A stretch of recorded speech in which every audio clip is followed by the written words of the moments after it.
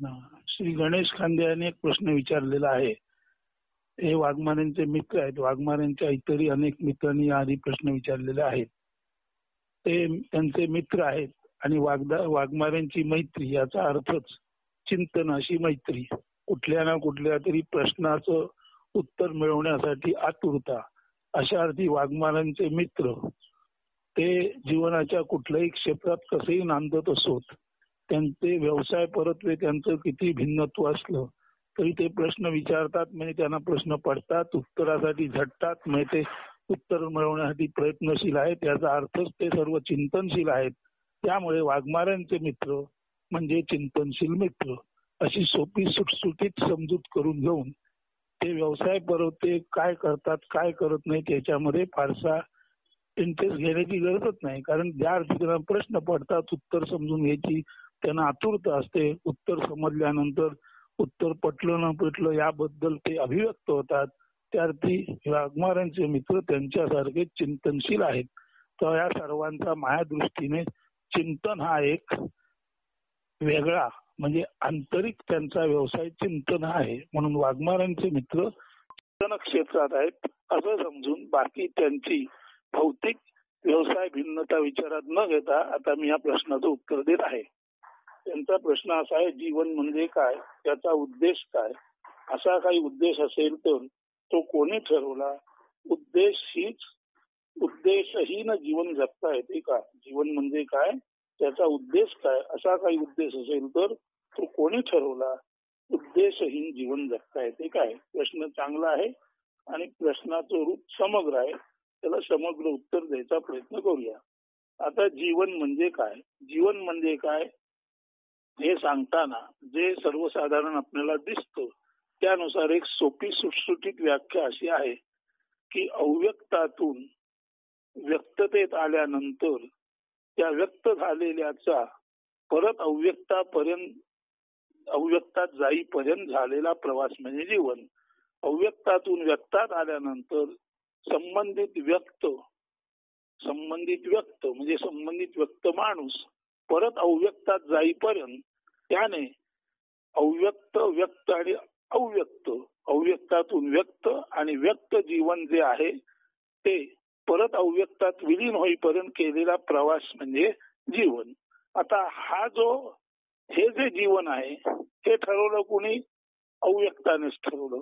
अव्यक्तानेच व्यक्त कसं व्हायचं, व्यक्त झालेल्याला किती काळ त्या मार्गावर चालू द्यायचं आणि परत त्याला अव्यक्तात कसं विलीन करायचं हे अव्यक्तानेच ठरवलेलं आहे. अशा अर्थी अव्यक्ताच्या बाजूने जीवनाची व्याख्या एवढीच करता येते, अव्यक्तातून व्यक्त होणं आणि व्यक्त झालं पुन्हा अव्यक्त होईपर्यंत पुन्हा अव्यक्तामध्ये मावळेपर्यंत जे काही चालू असतं त्याला जीवन म्हणजे जीवनाचा व्यापार, जीवनात केलेले क्रियाकलाप, जीवनात केलेले व्यवहारादी सर्व गोष्टी म्हणजे जीवन. आता ही अव्यक्ताच्या दृष्टीने व्याख्या झाली. तरी सुद्धा जीवनाची व्याख्या माणूस करू शकेल काय, माणूस जीवनाचा उद्देश समजू शकेल काय या दिशेने आपण जाऊया. तर अव्यक्तातून व्यक्त होणे आणि पुन्हा अव्यक्तात जाईपर्यंत घडणारा प्रवास म्हणजे जीवन. आणि हे जीवन अव्यक्तातच म्हणजे अदृष्टात म्हणजे अदृश्य असलेल्या ठिकाणीच हे जीवन आणि त्याचा उद्देश ठरलेला असतो. आता सोपं बघा, कळीचं फूल होतं आणि कळीचं फूल होता होता सर्वांना सुगंध देतं आणि ते कळीचं फूल जेव्हा निर्माल्यात जातं म्हणजे फूल देऊन कळीचं फूल झालं आणि फुलाचा संपूर्ण सुगंध दिला आणि त्या फुलाचं सार्थक झालं तेव्हा आपण त्याला निर्माल्य म्हणतो. पण निर्माल्य होणे म्हणजे आपलं नियोजित कर्तव्य पार पाडून स्वच्छ मोकळं सुंदर होणं म्हणजे कळीचं फूल होणं, त्या फुलाचा गंध सर्वांप्रती जाणं, त्या गंधाचा सर्वांना आनंद मिळणं आणि आनंद वाटल्यानंतर आता आपल्याजवळ देण्यासारखं काही नाही हे समजून ते फूल नष्ट होणं, त्याचं निर्माल्य होणं म्हणजे देण्यासारखं संपलं, आता जगण्यात काही अर्थ नाही हे समजून जेव्हा निर्मल भावाने आपणून अव्यक्तामध्ये एखादा माणूस जातो तेव्हा अशा माणसाचं खऱ्या अर्थाने निर्माल्य होतं. तेव्हा निर्माल्य हा शब्द मरण अशा अर्थी घेऊ नका. निर्माल्य हा शब्द जीवना जीवनात आल्यानंतर आपल्या जीवनाचा सुगंध सर्वांना देऊन आता सुगंध संपला, खाली देह राहिला, तर अशा वेळेला जो देह अत्यंत आत्मीयतेने अत्यंत प्रेमाने मृत्यूला आपण सामोर जातो, असा देहधारी कोणी व्यक्ती असो, असं देहधारी फूल असो, अशा सर्वांचं निर्माल्यच होतं. म्हणजे अशा सर्वांच्या जीवनाचं सोनच होतं. कारण कर्तव्यपूर्ती झाली, दिलं काम पुरं झालं, आता आम्ही चाललो. जसं स्वामी स्वरूपानंद म्हणतात, आम्ही नाही कुठून आलो, नाही कुठे जाणार, दिलं काम माऊलीच्या कृपेने पूर्ण झालं, आता इथेच आम्ही आनंदात राहणार, परत या असं तिने म्हटलं तर परत येणार. म्हणजे कळीचं फुल झालं, फुलाचा गंध सर्वत्र दिला गेला, फुलाचा गंध देऊन आता फुलामध्ये काही सार सर्वस्व उरलं नाही, तेव्हा ते फुल नष्ट झालं, त्याचं निर्माल्य झालं. पण द्यायचं सर्व देऊन ते निर्मल झालं. म्हणजे सुगंध दिला आणि दुसरं काही देण्यासारखं शिल्लक नाही. म्हणजे आता आपल्याजवळ काही उरलं नाही हे समजून, जर काही उरलंच नाही तर जगण्याला अर्थ नाही. म्हणून जे सहर्ष मृत्यूला सामोरं जातं असं ते निर्माल्य. म्हणून आपलं कर्तव्य संपल्यानंतर मृत्यूला जो सहर्ष सामोरा जातो त्याच्या जीवनाचं निर्माल्य होतं. त्याचं जीवन निर्मल असतं आणि निर्मल जीवन जगता जगताच अत्यंत निर्मलतेने अत्यंत आनंदाने त्याचा मृत्यू होतो. म्हणून अव्यक्तातून व्यक्त होताना कळीचं फूल होतं. तसंच जीवनाची सुरुवात किंवा जीवन म्हणजे अव्यक्तातून व्यक्त होताना कळीचं फूल होतं, तशीच व्यक्त होताना जीवनाची सुरुवात होते आणि ते व्यक्त जीवन मावळताना त्या जीवनाचा अंत होतो. जसं जमिनीत लपलेलं पाणी झऱ्याच्या रूपाने बाहेर येतो आणि ते वाहता वाहता तो झरा वाहतो, तेव्हा त्या झऱ्याचं वाहनं हे वाहनं, त्या झऱ्याचं वाहनं निर्झर सतत झरत राहणं, सतत पुढे पुढे जाणं म्हणजे जीवन. हा सतत झरणारा झरा जेव्हा सरितेला मिळतो तर तो झरा सरितेला मिळाला आणि ती सरिता सुद्धा सरत सरत पुढे पुढे गेली आणि शेवटी ती समुद्राला मिळाली. म्हणजे झऱ्याचं निर्झराचं जीवन सरितेमध्ये आणि सरितेचं जीवन सागरामध्ये सरलं. म्हणजे बिंदूचा सिंधू झाला, हे सुद्धा जीवन आहे. कळीचं फूल होऊन निर्माल्य झालं, हे सुद्धा जीवन आहे. तशाच तऱ्हेने एखादा माणूस जन्मला आणि आपल्या ज्ञान सुगंध कीर्तीने आणि आपल्या अत्यंत वैश्विक करुणेमुळे जो माणूस जीवन जगत असताना संपूर्ण देऊन मोकळा झाला, असा माणूस सुद्धा त्याच्या जीवनाचं खऱ्या अर्थाने निर्माल्य होतं, म्हणजे सोनं होतं. तर जीवन म्हणजे अव्यक्तातून व्यक्ततेत आणि व्यक्तातून अव्यक्तामध्ये जाईपर्यंत होणारा प्रवास. हे कळल्यानंतर झऱ्याचं काय होतं, त्यानंतर फुलाचं काय होतं, कळीचं काय होतं, माणसाचं काय होतं आपण पाहून झालो. आता त्या जीवनाचा उद्देश जो आहे तो अव्यक्तातून व्यक्त आणि व्यक्तात अव्यक्त हा उद्देश त्या अव्यक्ताच्या बाजूने झाला. आता माणसाच्या चिंतनातून जीवनाचा उद्देश काय असू शकतो किंवा त्याला तो उद्देश कसा गावतो चालता चालता ते पाहूया. जीवनाचा उद्देश जीवन वाहत असताना प्रत्येकाला त्याच्या असण्यातून, त्याच्या प्रतिभेतून, त्याच्या चिंतनातून आकलनात येतो. जसे माणसं सत्व रज आणि तम या त्रिगुणांची कमी जास्त मिळणी झालेले असतात. माणसामध्ये सत्व रज तम हे 3 गुण कमी जास्त प्रमाणात असतात. आता जिथे सत्वगुण अधिक असतो तो स्वाभाविकपणेच सत्ववान सज्जन असा असू शकतो. रजोगुण जिथे प्रकर्षाने आहे तो महत्वाकांक्षी आणि जग जिंकायच्या भावनेचा असू शकतो. आणि तमोगुण जिथे आहे तो माणूस तुलनेने आळशी जड मंद बुद्धीचा असू शकतो. म्हणजे जीवनाचा उद्देश सत्व रजतम यातील कोणता गुण अधिक प्रबल आहे त्याच्यावरून जीवन जगता जगताच माणसाच्या समोर येतो. आणि मग तो माणूस म्हणतो मला बा काहीतरी चांगलं करावं असं वाटतं. असा जेव्हा माणूस म्हणतो तर चांगलं करावं असं वाटणं ही सत्वगुणाची प्राप्ती असल्यामुळे त्याला तसं वाटतं.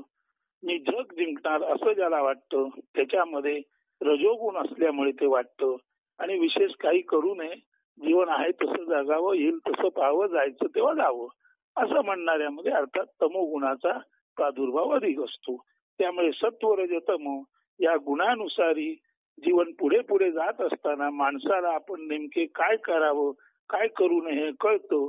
हे काय करावं काय करू नये कळतं. त्याच्यातच त्याच्या जीवनाचा उद्देश त्याला त्याच्या सत्व रज तम प्रधान गुणांपैकी जो गुण प्रधान आहे त्यानुसार कळत असतो. किंवा काही माणसे आपला जन्म का झाला या उलट काही माणसे आपला जन्म का झाला असावा त्याचे स्वतंत्रपणे चिंतन करण्यास सुरुवात करतात. जसा प्रश्न विचारणाऱ्याने विचारलेला आहे जीवन म्हणजे काय. म्हणजेच या श्री गणेश खांदेंसारखी काही चिंतनशील माणसं असतात. ती माणसं आपला जन्म का झाला असावा कशासाठी झाला असावा याचं स्वतंत्रपणे चिंतन करण्यास जेव्हा सुरुवात करतात प्रवृत्त होतात तेव्हा त्यांच्यातील त्रिगुणांच्या कमी जास्त प्रमाणात त्यांचे उद्देश वेगवेगळे असतात हे त्यांना आढळतं. काही जणांना असंही जाणवते की ज्याप्रमाणे आपण पूर्वी अव्यक्त होतो सध्या म्हणजे मधल्या काळात आपण जिवंत आहोत म्हणजे व्यक्त आहोत व नंतर पुन्हा अव्यक्तात जाणार त्या अर्थी अव्यक्त व्यक्त अव्यक्त अव्यक्त व्यक्त अव्यक्त म्हणजे लपलेलं जाणीवेत आलेलं म्हणजे जीवनात आलेलं आणि परत लपलेलं म्हणजे अव्यक्तात गेलेलं हा जो लपंडाव खेळ आहे येणे राहणे जाणे पुन्हा येणे म्हणजे उपजे ते नासे नासे ते पुनरपी उपजे हा जो खेळ आहे तो खेळ चालू राहावा हाच अव्यक्ताचा हेतू असतो व तो तसा राहणारी म्हणजे हा खेळ चालू राहावा. नासे ते उपजे उपजे ते पुनरपी जन्मे जन्मे ते नासे हा म्हणजे नाश झाला ते जन्माला येतो उपजे ते पुनरपी नासे जन्माला आलं ते पुन्हा नसतं. जन्म मृत्यूचा खेळ हा अबाधित राहावा हा अव्यक्ताचा हेतू आहे असतो व तो तसा राहणारी हे काही माणसांना स्वतःच्या चिंतनात कळतं. मग या खेळाचे तत्व सत्यत्वाने समजून घेतले की त्यांच्या ही लक्षात येते की अव्यक्तात सर्व ज्या अर्थी बेमालून एक रस असते. म्हणजे जेव्हा आपण अव्यक्त असतो समजा नारायण पाटणकर वाघमारे अजून खांदे हे जेव्हा जन्माला आले नव्हते तेव्हा अव्यक्तामध्ये ते होते. तर अव्यक्तामध्ये खांदे नव्हते वाघमारे नव्हते आणि नारायण पाटणकर नव्हता. अव्यक्तामध्ये हे सर्व फक्त अव्यक्त म्हणूनच होते. म्हणजे जेव्हा आपण अव्यक्तात असतो तेव्हा आपण सर्व बेमालून एकरस असतो. जसे क्षीरसागर हा मंथनापूर्वी केवळ क्षीरसागरच असतो. जेव्हा क्षीरसागराचं मंथन केलेलं नव्हतं तेव्हा तो क्षीरसागर म्हणून ओळखला गेला. त्याचे मंथन केले याचा अर्थ क्षीरसागरामध्ये हालचाल निर्माण झाली जागृती आली म्हणजे जणू काही क्षीरसागराचा एक नव्याने जन्म झाला. आणि क्षीरसागरामध्ये देवदानवाने मंथन केले त्यानंतर जो क्षीरसागर सुरुवातीला अव्यक्त म्हणून क्षीरसागर दुधाचा सागर म्हणून ओळखला गेला तोच क्षीरसागर जेव्हा देव आणि दानव यांनी मंथन केली तर त्याच्यातून 14 रत्न आणि हलाहल नावाचं अतिवीज जन्माला आलं. परंतु 14 रत्न आणि हलाहल नावाचं अतिवीज जन्माला कधी आलं मंथनातून आलं. कधी आलं व्यक्त झाल्यावर आलं. पण अव्यक्तात असताना तो क्षीरसागर होता तेव्हा ते विष होतं का रत्न होती याचा कोणाला पत्ता नव्हता.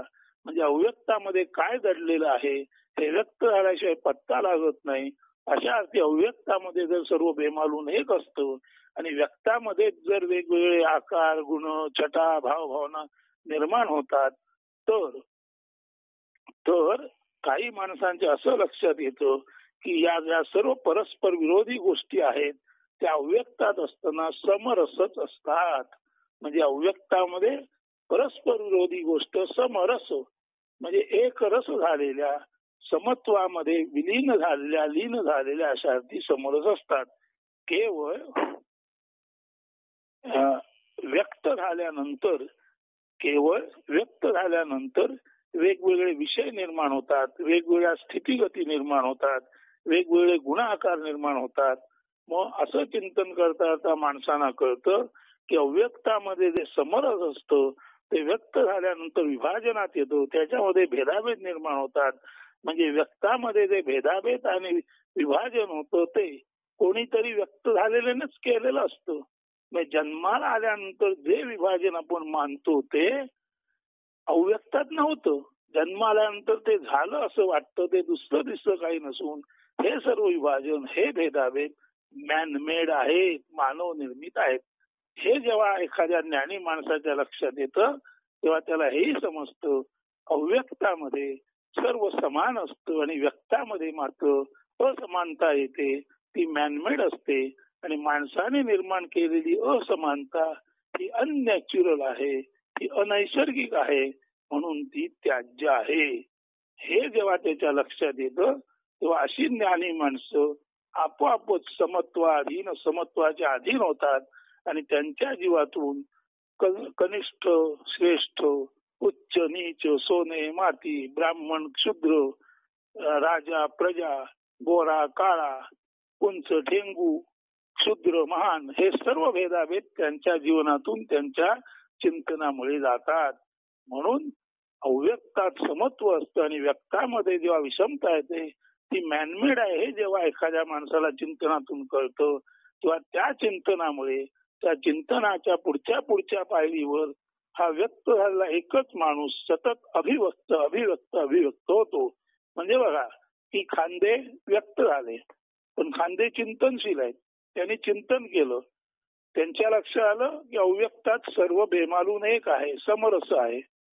आत्मते म्हणाले बाबा रे अव्यक्तात सर्व समरस आहे आणि ज्या अर्थी व्यक्तात विषमता आली त्या अर्थी ती मॅनमेड आहे. म्हणजे खांदेनी चिंतन करता करता अव्यक्तातली समता ओळखली आणि व्यक्तातील विषमता ओळखली आणि ती विषमता टाकाऊ आहे हे ज्या अर्थी त्यांनी ओळखलं त्या अर्थी प्रत्येक चिंतनाच्या पुढच्या पायरीवरती एखादा ज्ञानी जो व्यक्तात असला तरी सुद्धा तो ज्ञानी असल्यामुळे चिंतनाच्या प्रत्येक पावला गणिक तो अधिकाधिक अधिकाधिक अधिकाधिक ईश्वराच्या जवळ म्हणजे समत्वाजवळ जातो. आणि असा जेव्हा माणूस समत्वाच्या परिपूर्तीला पोचतो शेवटाला पोचतो तेव्हा त्या माणसाच्या लक्षात येतं आय एम द युनिव्हर्स, सर्वात मी राही सर्व माझ्यातची पाही. आता हे ज्याला कळलं त्याचा जीवनाचा हेतू आय एम द युनिव्हर्स सोहम हवसो तत्वमसी तत्मध्ये तो म्हणजे तू लीन झालेला आहे त्याला कळतं. तेव्हा त्याचा मीपणा तत्वामध्ये लीन होतो, त्याचा मीपणा ब्रह्मामध्ये लीन होतो आणि तो ब्रह्म होतो. म्हणून ज्ञानी माणसांच्या जीवनाचा उद्देश ब्रह्म शोधणं आहे, लक्षात ठेवा. अज्ञानी माणसांच्या जीवनाचा उद्देश आपण जसे समजलो जातो मॅनमेड विषम तसं समजून जीवन जगणं आहे. पण ज्ञानी माणूस आपल्या जीवनाला एक वेगळा उद्देश तयार करतो आपल्या चिंतनातून. परंतु सर्वाच्या मुळाशी अव्यक्ताचा हेतू एकच आहे की अव्यक्तातून व्यक्त निर्माण होणे आणि परत व्यक्त अव्यक्तात जाणे.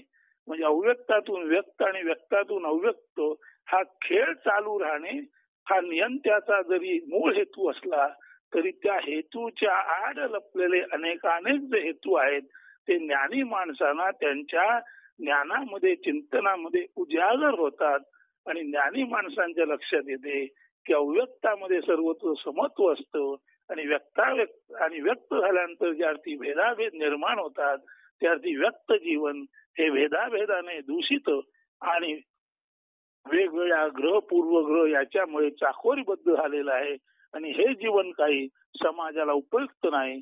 म्हणून ताबडतोब तो अशा जीवनातून स्वतः मुक्त होतो आणि इतरांना हा मुक्तीचा मार्ग दाखवतो. तेव्हा चिंतनातील माणूस आपल्या जीवनाचा अभ्यास करता करता आपण लोकांना मोक्ष मार्ग देऊ शकतो, आपण लोकांना दीपस्तंभासारखे मार्गदर्शक होऊ शकतो असे त्याला जाणवते आणि त्याचा जीवनाचा उद्देश अर्थातच टू गाईड द अदर्स असाही असतो.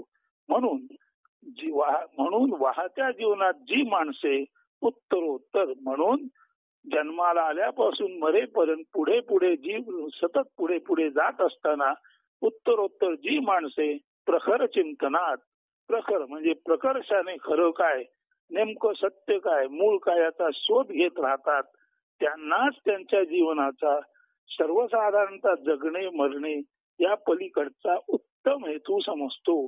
जीवनाचा हेतू त्याच्या वहनात असताना माणसांच्या चिंतनशीलतेतून जीवनाचा हेतू त्याच्या वहनात असताना माणसांच्या चिंतनशीलतेतून आणि त्यांच्या वैश्विक शहाणपणाच्या आणि जीवनाचा हेतू जीवन चालू असताना, जीवन वहनात असताना माणसांच्या चिंतनशीलतेतून आणि वैश्विक शहाणपणाच्या ज्या टप्प्यावरती माणसे पोचलेली असतात त्यानुसार प्रकट होत असतो.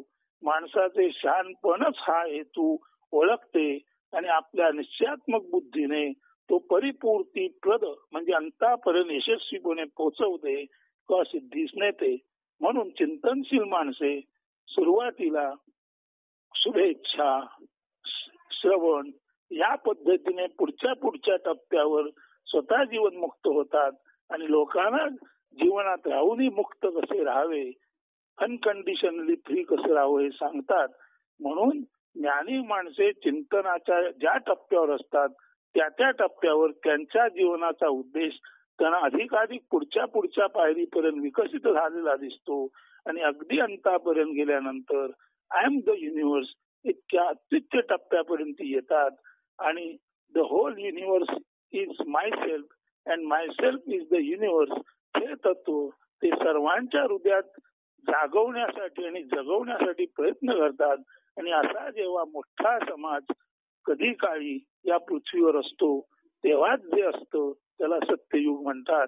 म्हणून जेव्हा समाजाचे संतुलन कायम ठेवणारी माणसे म्हणजे संत माणसे समानतेला महत्व देऊन विषमता, असमानता जी मानव निर्मित आहे ती टाकण्यासाठी चिंतनाच्या टप्प्यावर असताना त्यांना विषमता उमगते, ती टाकली पाहिजे. त्याने समाजाचं हित आहे, त्याने समाजिक संतुलित राहील हे त्यांना कळतं. तेव्हा असं समाजाचं संतुलन साधणारी संत माणसं त्यांच्या चिंतनाच्या वरच्या पायरीला त्यांचा हेतू त्यांना अधिकाधिक विकसित झालेला दिसतो आणि सरते शेवटी आय एम द युनिव्हर्स या टप्प्यापर्यंत पोचतात आणि सर्वांना यू आर द युनिव्हर्स, तू म्हणजे विश्व आहेस असं सर्वांना उद्देशून अत्यंत उत्तम गोष्टीचा शिरकाव माणसांच्या हृदयात करण्यासाठी ते प्रयत्नशील राहतात. म्हणून लक्षात ठेवा, अव्यक्तातून व्यक्त आणि व्यक्तातून अव्यक्त हा जरी ढोबळ हेतू जीवनाचा असला तरी या ढोबळ हेतू मध्ये एक लपलेला हेतू आहे की जीवन जगणारी माणसे सत्व रजतम ह्या त्रिगुणांनी प्रेरित झालेले आहेत. पण त्रिगुणामुळे भांडण लागतं हे लक्षात आल्यानंतर काही माणसं त्रिगुणातीत होतात आणि जी माणसं त्रिगुणातीत होतात तो गुणत्रयातीता, देहत्रयातीता, कालत्रयातीता अशा तऱ्हेने ज्यांचा प्रवास चालू असतो तीच माणसं गणानाम गणपती म्हणजे सर्व माणसांचे नायक अधिनायक संत महंत म्हणून पुढच्या टप्प्यावर जातात. आणि असं उत्तरोत्तर चिंतनशीलतेतून अशा व्यक्तींना आपलं ध्येय काय ते गावतं, आपल्या जीवनाचा हेतू काय तो गावतो आणि त्या हेतूप्रत तो हेतू सिद्धीस नेण्यासाठी आपल्या सर्व शक्तीनिशी आपल्या मतीनिशी ते प्रयत्न करतात आणि खरोखरच समाजाला एका फार वरच्या टप्प्यापर्यंत नेऊन ठेवतात. अशा अर्थी सर्वसाधारण जीवनाचा हेतू जो आहे तो जन्माला येणं, जीवन जगणं आणि मरणं, अव्यक्तातून व्यक्त होणं, व्यक्ततेचा प्रवास संपला की अव्यक्तात जाणं हा सर्वसाधारण जीवनाचा हेतू आहे. परंतु सर्वसाधारण जीवनात जे असाधारण तत्व लपलेलं आहे ते चिंतनशीलतेतून ज्या ज्ञानी माणसांच्या लक्षात येतो त्यांचा जीवनाचा उद्देश the whole universe is one and only, हे अखंड ब्रह्म एक आणि एकमेव आहेत, त्यातील भेदाभेद मानव निर्मित आहेत ते टाका आणि सदा सर्वदा मुक्त जीवन जगा असा जो त्यांना जीवनाचा उद्देश गावतो तो उद्देश ते आपल्या जीवनामध्ये सतत कार्यरत राहून सिद्धीस नेण्याचा प्रयत्न करतात. हा जो अत्यंत वरच्या प्रतीचा उद्देश आहे तो माणसाला त्याच्या चिंतनातून मिळू शकतो. म्हणून ज्या माणसाचे मन प्रसन्न झाले, ज्या माणसाचे मन अमन झाले, जो अंतर्बाह्य शांत आहे अशाच माणसाच्या दृष्टीने मन करारे प्रसन्न सर्व सिद्धीचे कारण ही उक्ती फलद्रूप होते. आणि अशा माणसांना आपल्या जीवनाचा अत्यंतिक परमोच्च उद्देश लक्षात येतो आणि तो उद्देश लक्षात येऊन इतरांना समजावून देऊन त्या माणसांना सर्व माणसांना अशी माणसं प्रगतीच्या पुढच्या टप्प्यावर नेण्यासाठी मदतगार होतात, सहाय्यभूत होतात हे लक्षात घ्या. आता पुढे उद्देशाशिवाय जीवन जगता येते का, तर याचं स्पष्ट उत्तर आहे, उद्देशाशिवाय जीवन जगता येत नाही. म्हणजे व्यक्ती म्हणून माझ्या जीवनामध्ये जरी काही उद्देश नसला तरी ज्या अर्थी मी जन्माला आलो त्या अर्थी मी जीवन जगणार आणि मी मरणार. मी जन्माला येणं, काही काळ स्थिती भोगणं आणि काही काळ मरणं, हा जो मूळ उद्देश आहे विश्वाच्या निर्मात्याचा, तो उद्देश प्रत्येकाला स्वीकारावाच लागतो. म्हणून उद्देशाशिवाय जीवन जगता येत नाही. कारण जीवन म्हणजे फ्लो ऑफ लाईफ एनर्जी. जीवन म्हणजे काय? जीवन म्हणजे जीवन ऊर्जेचा प्रवाह. जीवन म्हणजे जीवन ऊर्जेचा प्रवाह. एकीकडून सुरू होऊन दुसरीकडे मिळणं, झरा म्हणून सुरू होऊन समुद्राला मिळणं, व्यक्त म्हणून बालक म्हणून सुरू होऊन पूर्ण वार्धक्य होऊन 90 100 परत अनंतामध्ये विलीन होणं, हा जो फ्लो ऑफ लाईफ एनर्जी म्हणजे जीवन ऊर्जेचा प्रवास, जीवन ऊर्जेचा प्रवाह म्हणजे जीवन असल्या कारणाने, आणि जीवन ऊर्जा हे म्हणजे चैतन्य असल्यामुळे चैतन्य कधीच एका जागी राहत नाही, ते कधीच काही न करता राहत नाही. इव्हन जर एखादा माणूस मला काही न करणं हाच माझा जीवनाचा उद्देश आहे, तर काही न करता राहणं हे अत्यंत कठीण आहे. जर कोणी करून बघायचं असेल तर बघा, असेल माझा हरी तर देईल खाटल्यावरी म्हणणं सोपं आहे, पण 24 तास एका जागी बसणं हे अत्यंत कठीण आहे. किंवा काही न करणं हे इतकं कठीण आहे की काही ना काही माणूस करतोच, पण काही ना काही करणं हा सुद्धा एक काही ना काही उद्देश असतो. त्यामुळे जीवन अशा किंवा तशा अर्थी कधीच उद्देश रहित नसतो. फक्त एखाद्याचा उद्देश अत्यंत उत्क्रांत, अत्यंत परमोच्च असतो, तो त्याला कळलेला असतो, जाणवलेला असतो, आणि त्या उद्देशासाठी तो जीवन जगत असतो.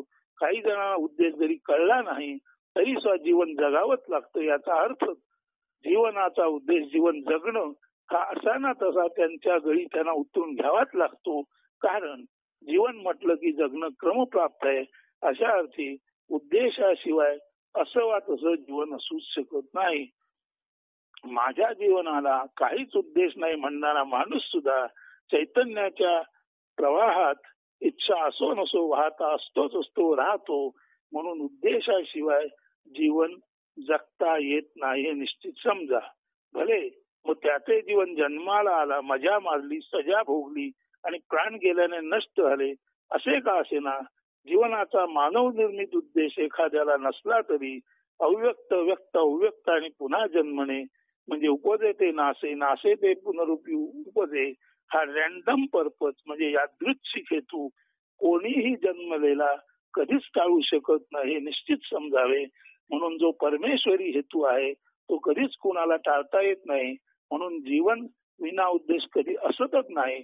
फक्त जीवनाचा अत्युच्च हेतू काय हे फक्त ज्ञानी चिंतनशील माणसांना कळतं. आणि अशी जी माणसं who are with pure intelligence and pure wisdom तीच खऱ्या अर्थाने जीवनाला सार्थकता प्राप्त करून देतात. हे ध्यानात घ्या. जीवनाला सार्थकता प्राप्त करून तीच माणसं देतात ज्यांना ही जीवन विद्या म्हणजे आत्मविद्या समजली. आता या चिंतनाचा शेवट आत्मविद्या म्हणजे काय, जी स्वरूपानंदांनी आपल्या प्रार्थनेत सांगितलेली आहे ती म्हणतो आणि करतो म्हणजे आपल्या सर्व लक्षात येईल. दावी ते ज्ञानभानु ते अज्ञान तमनाशिते, सुख शाश्वत जी देते ती विद्या मिळवू इथे, दैन्य दुःख लयाने ते पापताप निवारिते, चित्तास शांतता देते ती विद्या मिळवू इथे, मुक्ती सहे तुझी होते अनेकी ऐक्य पाहते, अंत प्रसन्नता देते ती विद्या मिळवू इथे, लोपवी जी अहंते ते विश्वासे हित साधिते, अनाथा हात जी देते ती विद्या मिळवू इथे, धर्मादि पुरुषार्थाते येथे सार्थकता जिथे, सार्थ साक्षरता भेटे ती विद्या मिळवू इथे, आनंदी जन्म जी घेते आनंदे विश्व कोंदते, आनंदी लीन जी होते ती विद्या मिळवू इथे. हे जे शेवटचं कडू आहे, आनंदी जन्म जी घेते आनंदे विश्व कोंदते, आनंदी लीन जी होते ती आत्मविद्या इथे येऊन मिळवावी. हा खरा खुरा जीवनाचा ज्ञानी माणसाच्या दृष्टीने असलेला उद्देश तो आपण समजून घ्याल आणि स्वाभाविकपणे आपण या चिंतन प्रक्रियेच्या पुढच्या टप्प्यावर जाल आणि प्रत्येकाला आपल्या जीवनाचा सर्वोच्च उद्देश प्राप्त होईल आणि त्या दिशेने अजून जीवन बाकी असतानाच त्याचा प्रवास सुरू होईल आणि खऱ्या अर्थाने जीवन संपताना आपणा सर्वांचं जीवन निर्माल्य होईल. म्हणजे अत्यंत निर्मल भावाने आपण कर्तव्य पूर्ती करून सार्थ म्हणजे ज्याला आपण म्हणतो अत्यंत कृतार्थ भावाने मृत्यूला सहर्ष सामोरे जाऊ अशी इच्छा त्या परमेश्वराप्रती प्रकट करतो आणि आपल्या जीवनाचे आपलं जीवन कृतार्थ व्हावं, आपलं जीवन उच्च हेतू लक्षात घेऊन त्या दिशेने प्रेरित होऊन जीवनामध्ये आपण उच्च हेतू साधण्यासाठी आटोकाट प्रयत्न करावेत आणि त्या असा प्रयत्न करता करताच आपण एक दिवस ईश्वर चरणी आपलं हे जे अत्यंत उच्च प्रतीचं ज्ञानरूप फूल आहे ते अर्पण करावं आणि आपल्या सर्वांच्या जीवनाचं निर्माल्य हवं. अत्यंत निर्मल होऊन आपण या जगातून बाहेर जावं आणि खऱ्या अर्थाने जन्माला आल्याचं सार्थक आपल्या हातून घडावं अशी इच्छा व्यक्त करतो. आणि गणेश खांदेंच्या या उत्तम प्रश्नाला बालबुद्धीला जसं सुचलं स्फुरलं यथामती यथागती यथाशक्ती उत्तर देतो ते आपण सर्वांनी मान्य करून घ्याल असं वाटतं. काही चुकलं असेल तर ते या नारायण पाटणकर नावाच्या मर्त्य माणसाचं आहे आणि बरोबर असेल तर ते अनंताचं देणं आहे, अनंताचं ते लेणं आहे, तो अनंताचा दागिना आहे, तो तुम्हा आम्हा सर्वांनाच मिळालेला आहे. तिकडे कृपा करून लक्ष द्या ही विनंती असतो. धन्यवाद.